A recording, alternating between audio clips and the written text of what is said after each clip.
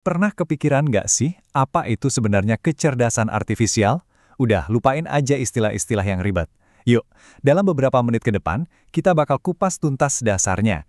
Anggap aja ini panduan kilat buat kita semua yang penasaran. Oke, biar gampang pahamnya, kita mulai dari sini aja deh. Coba bayangin bedanya kalkulator sama asisten virtual kayak Siri atau Google Assistant. Kalkulator kan cuma nurut perintah ya, dia nggak bakal tuh tiba-tiba ngasih saran hitungan lain. Nah, beda sama Siri, dia justru belajar dari kebiasaan kita, dari cara kita ngomong. Inilah lompatan terbesarnya, dari yang cuma bisa ngerjain perintah, jadi bisa belajar dan beradaptasi. Nah, perbedaan fundamental ini nih, yang langsung bawa kita ke pertanyaan utamanya.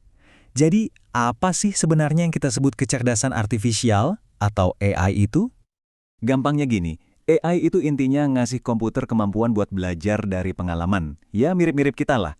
Jadi bukannya dikasih daftar perintah yang kaku buat setiap kondisi, sistem AI ini malah dikasih makanan berupa data. Dari situ dia belajar sendiri buat ngenalin pola dan akhirnya bisa bikin keputusan.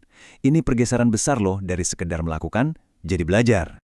Terus, apa aja sih bahan-bahan utama dari AI ini?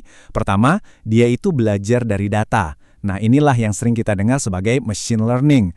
Kedua, dia bisa beradaptasi. Maksudnya, makin banyak data yang dia makan, makin pintar dia jadinya. Ketiga, dia pakai yang namanya algoritma, semacam resep atau aturan gitu buat memprediksi apa yang bakal terjadi. Dan yang terakhir, ini yang paling keren menurut saya, dia bisa mengenali pola secara otomatis. Bahkan pola-pola yang rumit banget yang mungkin kita sendiri nggak sadar.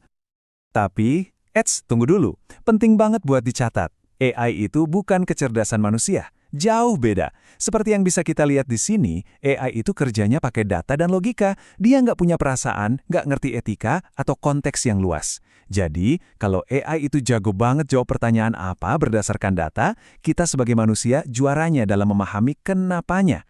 Oke, kita udah tahu apa itu AI. Sekarang, yuk kita coba intip dapurnya. Gimana sih caranya sebuah sistem AI itu belajar dari data mentah sampai akhirnya bisa bikin keputusan yang cerdas? Prosesnya sebetulnya bisa kita pecah jadi 3 langkah simpel. Coba bayangin, kita mau ngajarin AI buat ngenalin gambar kucing. Langkah pertama, input. Kita kasih dia ribuan gambar yang udah kita kasih label kucing. Langkah kedua, proses. Nah, di sini sistemnya mulai latihan. Dia analisis semua gambar itu, nyari pola-pola yang sama. Misalnya telinga lancip, ada kumisnya. Langkah ketiga, output. Setelah latihannya selesai, sekarang dia bisa lihat gambar baru yang belum pernah dia lihat sebelumnya. Dan langsung nebak, wah, ini kayaknya kucing. Nah, proses 3 langkah input proses output tadi itu sebenarnya jadi mesin penggerak di balik banyak banget teknologi AI yang keren.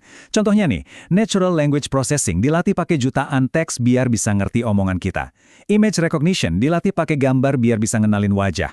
Dan yang lagi rame banget sekarang, Generative AI itu dilatih buat menciptakan sesuatu yang benar-benar baru. Yuk, kita bahas lebih dalam soal generative AI ini. Soalnya ini teknologi yang lagi ngubah banyak hal, dari seni sampai pendidikan. Kalau AI biasa, fokusnya menganalisis data yang udah ada, generative AI ini, wah, dia selangkah lebih maju.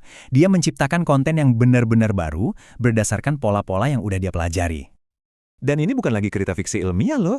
Buat para guru, ini kayak punya asisten super. Coba bayangin, bisa langsung bikin soal kuis yang beda-beda buat tiap murid, atau ngasih mereka alat buat bikin ilustrasi keren untuk tugas cerita mereka. Ini benar-benar alat buat memacu kreativitas dan personalisasi belajar yang skalanya belum pernah kita lihat sebelumnya. Tentu aja ya, kalau ada kekuatan sebesar ini, pasti ada pertanyaan-pertanyaan besarnya juga. AI itu alat yang luar biasa. Tapi dia nggak sempurna. Jadi kita harus paham dua sisinya, potensinya yang gede banget sama keterbatasannya yang juga nyata. Kalau kita lihat sisi positifnya, dampaknya udah kerasa di mana-mana. Di dunia kesehatan, AI bantu dokter deteksi penyakit lebih dini. Di transportasi, dia bikin perjalanan kita jadi lebih efisien. Dan di kelas, wah, dia membuka pintu buat metode belajar yang benar-benar disesuaikan untuk tiap siswa. Ini nih yang membawa kita ke pertanyaan penting. Karena AI basisnya data dan logika, berarti dia selalu objektif dan sempurna dong. Nah, disinilah ceritanya jadi sedikit lebih rumit. Keterbatasan yang pertama dan paling dasar, AI itu nggak punya kesadaran. Dia mungkin bisa menganalisis jutaan puisi terus bikin satu puisi yang secara teknis sempurna.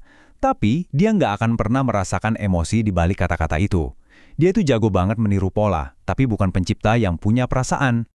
Kedua, dan ini masalah yang serius banget, AI itu bisa jadi cermin atau bahkan kaca pembesar dari prasangka-prasangka buruk kita. Contoh nyata ini jelas banget. Kalau kita latih sistem rekrutmen pakai data lama yang isinya kebanyakan laki-laki, ya sistemnya bakal belajar buat mendiskriminasi perempuan, bukan karena sistemnya jahat, tapi karena data yang kita kasih ke dia itu udah bias dari sananya. Nah, inilah kelemahan utamanya. Kualitas sebuah sistem AI itu 100% bergantung pada kualitas datanya. Ada istilah lama di dunia komputer, sampah yang masuk, sampah juga yang keluar. Kalau buat AI, ini jadi bias yang masuk, bias juga yang keluar. Intinya, sistem ini cuma akan sebagus data yang kita suapin ke dia. Oke, jadi setelah kita tahu kekuatannya dan juga kelemahannya, kita sampai di bagian paling penting. Gimana caranya kita sebagai manusia bisa make teknologi ini dengan bertanggung jawab? Ada beberapa prinsip kunci yang harus kita pegang erat-erat. Prinsip nomor 1, transparansi. Kita nggak bisa dong pasrah aja nerima keputusan penting dari kotak hitam yang misterius. Para pengembang dan pengguna harus bisa nanya, kenapa sistem ini bikin keputusan begini? Dan harus ada jawaban yang jelas, kita harus bisa ngintip cara kerjanya. Kedua, akuntabilitas. Kalau ada yang salah, kita nggak bisa cuma angkat tangan terus bilang, salahin aja algoritmanya. Nggak bisa gitu. Pada akhirnya, kan manusia juga yang desain, yang latih, dan yang nerapin sistemnya. Jadi tanggung jawab itu tetap ada di tangan kita, si pembuatnya. Yang ketiga, keadilan.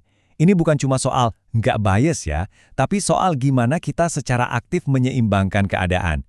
Kita harus sengaja cari data yang beragam buat melawan bias-bias yang udah ada dari dulu, biar sistemnya nggak malah melestarikan ketidakadilan yang lama. Dan yang terakhir, privasi. Memang sih, sistem AI ini sering butuh banyak banget data buat bisa jalan. Tapi itu bukan berarti privasi kita boleh dikorbankan. Harus ada batasan yang jelas, perlindungan yang kuat. Soalnya tanpa kepercayaan kalau data kita aman, semua sistem AI ini bisa-bisa nggak ada yang mau pakai lagi. Jadi kita sampai di penghujung pembahasan. Pertanyaan terbesarnya sekarang bukanlah AI bisa ngapain aja, tapi gimana cara kita ngebimbing generasi selanjutnya buat pakai alat ini. AI itu alat yang kekuatannya luar biasa.